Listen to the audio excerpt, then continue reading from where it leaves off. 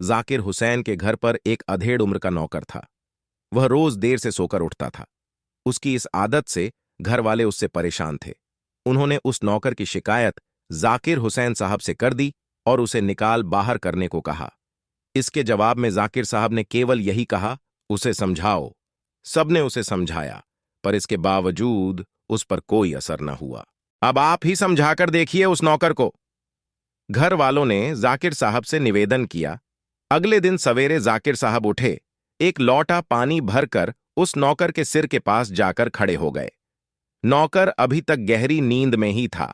वे उसे धीरे से उठाते हुए बोले, उठिए मालिक, जागिए, सवेरा हो गया, मुंह हाथ धो लीजिए, मैं अभी आपके लिए चाय और स्नान के पानी का इंतजाम करता हूं।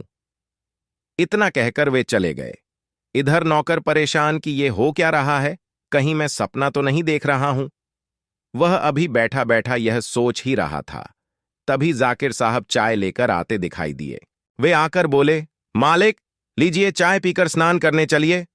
नौकर बहुत घबराया, क्षमा मांगते हुए बोला, हुजूर, आज के बाद से मेरे देर तक सोकर उठने की शिकायत किसी को नहीं होगी। इस पर जाकिर साहब मुस्कुरा दिए।